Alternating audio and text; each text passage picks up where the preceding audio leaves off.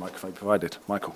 Hi, Ange. You're right. Quick turnaround, but is there an update on Dominic Solanke and the other players ahead of Sunday? No, too early to tell. Look, with Dom, obviously, I think he got a knee into the sort of backside, so it's probably a bit sore, but it's a knock, so hopefully settles down pretty quickly. I said obviously a quick turnaround, but are there additional reflections from you from last night's game? Not additional, no. Feeling after game, we didn't perform anywhere near the level we wanted to and we needed to. Disappointing. We're disappointed. I'm disappointed. The players are disappointed. Tie's not over though, and we get a chance to focus on that after weekend's game because now that becomes a priority. Do the players? You can only do so much though. Do the players need to show more as well? You know, when Son and Maddison went off, it's a younger looking team after that. Do you need a bit more leadership in there sometimes, do you feel? Look, I don't think last night was a matter of individuals. I thought as a collective we just weren't anywhere near the level we needed to be. And it's tough playing away in Europe. We knew that. The crowd sort of created a really good atmosphere for the home side. They obviously got the goal, which gave them some momentum. But like I said, last night was not about individuals. I think as a collective we were nowhere near the level we needed to be. Alkmaar have a free week, but that doesn't always work out in a positive way. Are you glad Spurs have got this game Sunday against Bournemouth? Obviously, it's going to be a tough game, but everyone goes on about how pivotal Thursday is for the whole season. But do you actually welcome this game? Let's get them back out on the pitch. Oh, look, I think we definitely need another game to sort of get the squad to where we needed to get to, and again, gives us an opportunity to get some more game time into certain guys. And look, last night's disappointment, the best way to sort of put that to one side is to perform well on the weekend. Our league form hasn't been too bad over the recent period and we want to continue that. Whilst obviously the Europa League is a massive emphasis for us, I still want us and we still have a real desire to move up the table and get that opportunity on Sunday. Hi, Ange. Can I just check on Ben Davies? Could he be back for Sunday's game? Not really sure. He's training. He's actually training at the moment, so we'll see how he feels. He's definitely progressed and he feels good, so see how we go next 24, 48 hours. He's a chance, but we'll see how it goes. You said last night after the game that, you need to analyse why the mindset perhaps wasn't there from your players, as a collective.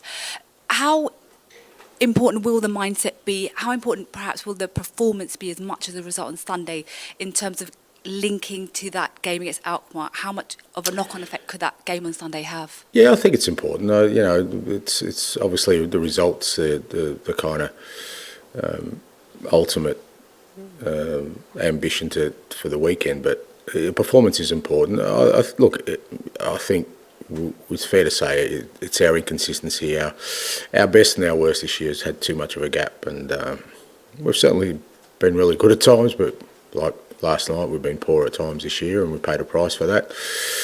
And we need to rectify that and try and get a bit more consistency in performance, which then I think will reflect more on the results. But we need both a good performance and a good result on the weekend. Like I said, look, the Alkmaar game, as poor as it was, the reality of it is it's 1-0. We've got them at home next week.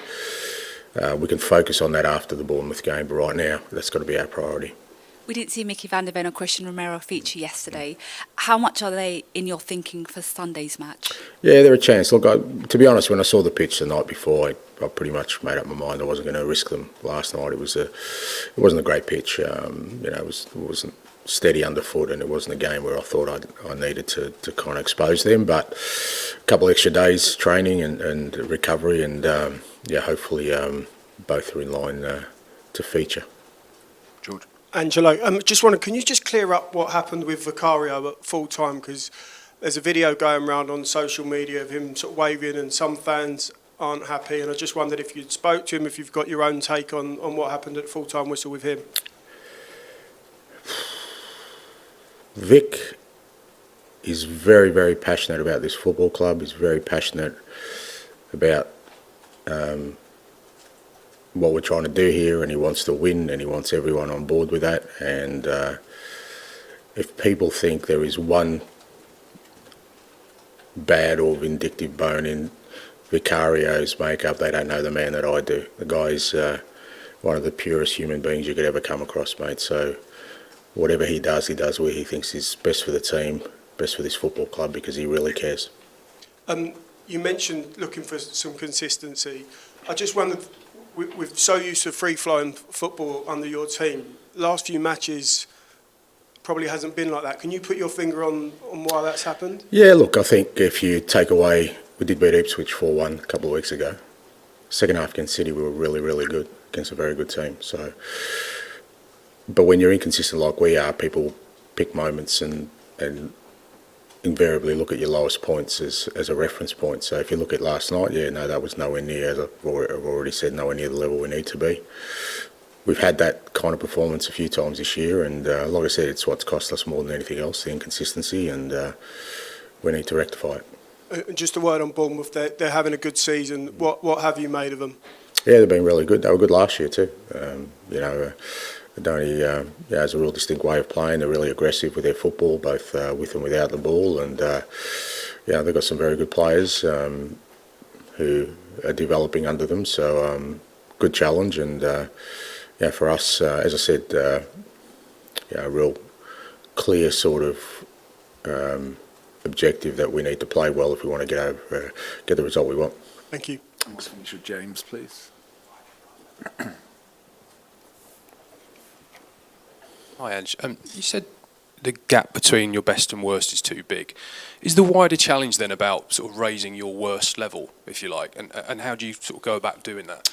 No, it's just about, like I said, consistency in performance, so that it's not just about sort of raising our worst level. It's just about, like I said, understanding the different challenges each game poses and making sure we're prepared for that. Look, some of our inconsistency has come from the fact we haven't had a consistent lineup, so that you bear that in mind. But at the same time, I still feel last night was not kind of a reflection of where we are from a squad perspective. We just, like I said, we need to embrace the challenge of the different competitions we're in, and understand there's different ways of tackling those challenges, and making sure that at the bare minimum we compete at a level which at least allows us to get our sort of baseline performances higher than what they are. I mean, you said last night that the team wasn't aggressive enough and they were too hesitant with the ball. Do you have any concerns that this group is either doubting the game plan or lack clarity over it? I don't lack clarity over it, no. Absolutely. I don't think anyone lacks clarity. If anything, I think people are saying it's too transparent, so I don't think there's any clarity. But you do need conviction to play that kind of football all the time. You do need real belief. You do need a really strong mindset, because it's very challenging. It doesn't allow you to kind of, veer off into a different direction.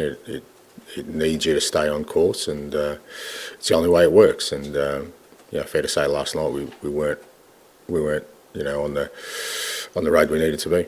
Is part of the message to them then that sort of whatever happens from here, that you do it on your own terms, you play how you want to play? But that's been there from day one. I don't think that there's any doubt about that. I don't think there wouldn't be anybody who's followed us for the last sort of 20 months who think anything other than that. We're determined to go down this road. We're determined to build something I believe anyway, that will bring success to the club, and every challenge along the way which tries to shift you away from that's when you have to show your resolve and determination to stay the course. Okay, we'll end the broadcast section there. Move on to the embargoed section for 10. Hey, mate. Tell him off last night. Is he struggling a bit at the moment? No, look, the reason I took him off, I just thought we needed a spark, we needed something. I just felt like I said, it wasn't about him, because it wasn't about, I could have taken off any one of a number of players. It's just that I felt like we needed something to change the course of events. Look, Matt, he came in a really tricky time for us, in that I think it's different if he had been playing regularly and sort of jumped in, but he's kind of been trying to build up his fitness, but at the same time we've been putting him out there pretty regularly because of our lack of options. And still a young man. He's it's a different league. There's different demands on it, and certainly at the moment we're not sort of in our best moment like last night where he's going to get loads of chances. But, I think, again, working with him since he's come here, he's got a really strong head on his shoulders. He even last night, as disappointed as he was to come off, it didn't seem to affect him in terms of his, mental kind of aptitude to deal with it and get on with it and try and make an impact in the best way he can. But it's fair to say we've put a lot on a very young player, introduced into our league. And but I remember, look, Lucas was a kind of similar one at the beginning of the year. He struggled a little bit with certain games, especially in Europe. He struggled a couple of times, but over time you've seen him sort of flourish. And I'm sure once we can get Dom back in and hopefully Richie not too far in the future, that we can sort of use him in the way we want to. Completely accept that. We shouldn't rush to judge players. But isn't the nature of signing players in January, in the situation Tottenham have been in, that you need players who can make an immediate impact? Yeah, I think that's a fair assessment. But at the same time, I think, we got a point in that window where, there was a decision to be made whether we kind of passed up an opportunity to sign an exciting young player and go without. That was the reality of it. Or, we commit to bring another young talented player to the football club. I said he hasn't made the impact that, he probably wanted to. But again, I think the circumstances of where we're at, I think it would be unfair to put that on his shoulders. I think he's done as well as he possibly can. I'm sure even between now and the end of the year, people will see him, and realise, what a talent he is. And my job is to make sure that we, protect him through that. And just finally, are you confident centre forward is his best position, or could we see elsewhere when Solanke's playing? Yeah, no. Initially, I think my view was that he'll probably play in a wide area for us once Solanke was back. So I'm keen to try him out there. I think the first game he played out wide on the left, and you can see that he's really comfortable there, or out wide on the right. So I think he'll get more opportunities there. Thanks, mate. Tom. Ange, is there a sort of concern for you that this team isn't sort of delivering when it really matters? And look, if we were kind of in a position where I felt we were well placed to do that, then yes, but we were still missing significant key players last night, and the likes of, it's easy to kind of forget, but the likes of Van der Ven, Romero, Solanke, make an enormous difference to us in just the way we play and with their mindset and with their physicality and with their experience. As I said, we were still very young last night. We're still a very young team. And last night I felt it was a game where we needed to sort of really be strong in certain aspects of the game. And those kind of guys would help us. So, if they were available and we performed like we did last night, then, I'd be questioning it. But, there have been games we have delivered. But last night certainly wasn't near the level it needs to be for us to win those kind of games. You have a lag then, you think, even when players are back, that they're going to need a bit of time to get up to speed? We don't have lag. Look, the reality of it is, like, we're where we are right now, we don't have time for all these things for this season anyway. Is that, I said, look, the tie isn't over. I get last night was disappointing. No one's as disappointed as I am about it.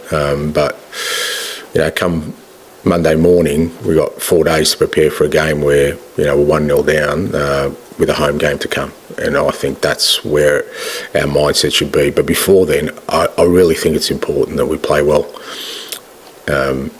and get a result against Bournemouth. I think we still need to move up the table. We can't be dismissive of that. Like I said, our league form, we've won 3 of the last 4.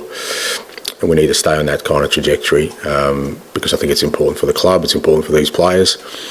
But certainly, getting those kind of players back, I think, will help us enormously in dealing with sort of some of the situations we had last night. I think a lot of people would agree that the tie's clearly not over, but also people would probably look at that match and say, can't really see this Spurs team beating good European teams in the next 3 or 4 rounds to win the tournament. Yeah, well, I guess that's an assessment people can make, because, like I said, they'll always pick a point in time to make that assessment. If you make that assessment, after some of the other games we played, well, I know we lost against City, but in the second half, if we play like that, I don't think there are many teams that will be able to stop us. But kind of be relevant. I think people will make their assumptions on what happened last night and kind of take that as a reference point.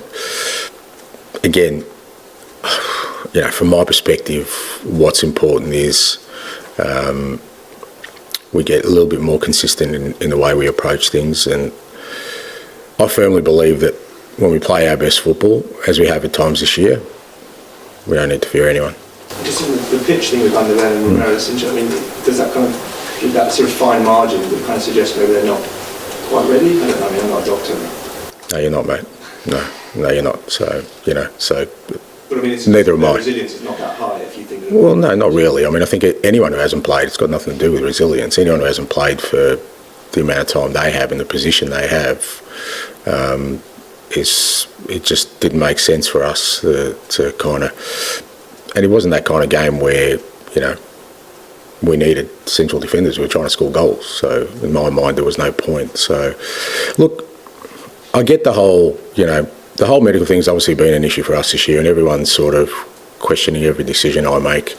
But with the greatest respect, everyone here and everyone in the outside world probably has 5% of the information I do.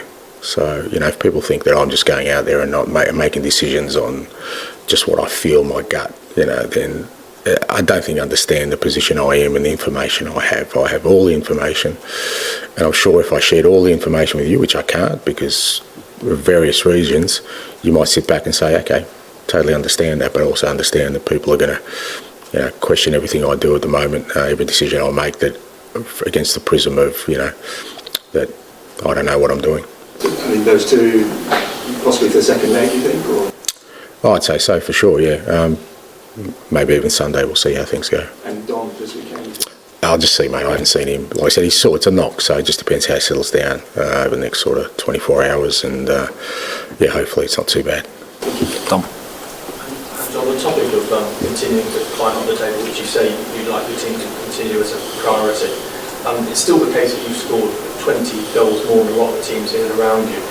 Why do you think it is that there has been that disparity this season between, sometimes felt that if you're not thrashing a team, then you end up dropping points? Why do you think that is? You mentioned consistency. Yeah, look, like I said, some of that is just due to the sort of situation we're in terms of, the issues we had around our squad. But I think just about every game we've lost this year, we've lost by a single goal. And we just, like I said, we found it really hard to get results out of games. I mean, even in the league, there's a number of those games we've lost way too many games this year. If they were, draws, we'd be probably in a pretty decent spot in the league. But like I said, we've either, played teams off the park and won really convincingly, or we've lost. There hasn't been any middle ground, and you need middle ground for consistency. And that was evident again last night. I mean, that was a game which, as poor as we were, we still shouldn't have lost if we, if our mindset was right. You get away with, a draw and come back with a different scenario, and that's been the case in the league many times this year. So that's part of our issue. Like I said, some of it can be explained by our squad situation, but some of it is also just about our approach and our ability to get something out of a game that's not going our way. As well as saying that last night was a wake-up call, Son said that next week's second leg will become the biggest game of the season. Do you agree with that? Biggest game of the season Sunday first, but I know where Sonny's coming from. Obviously, look, we want to continue in the competition. We have to win it. So we have to win on Thursday night. If we don't, then we're out. And in that context, it's the only sort of competition left for us to try and win something. Yeah, it's definitely the biggest game. But I'm going to make sure that none of them are thinking about that.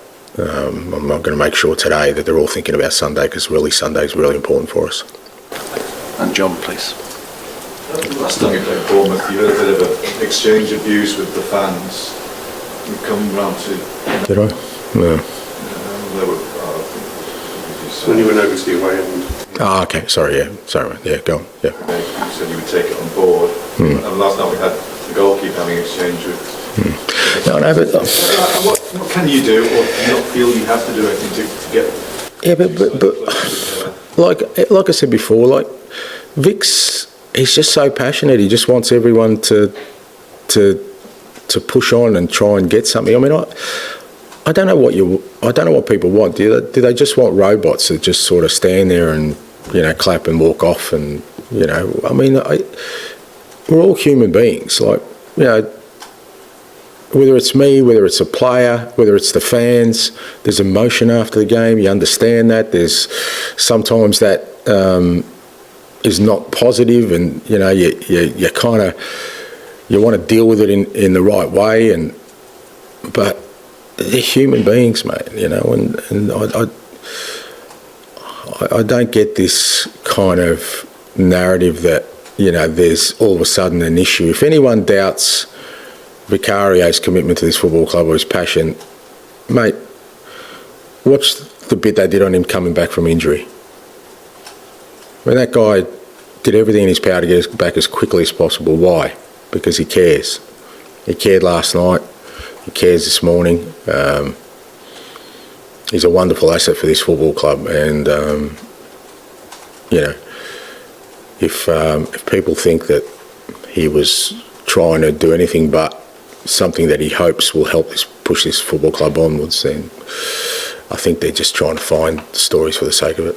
I think most fans do like players with passion, and maybe that's what we could do with more of that, more people like him. But why would a player do that if negative stuff are coming out? They're going to look at what's being said now about Vicario, which I haven't seen, but obviously there's some negative aspect to it. The next players go, actually, no, you know what, I'm just going to clap and walk off quietly into it, because we don't. Do we want it or don't we want it?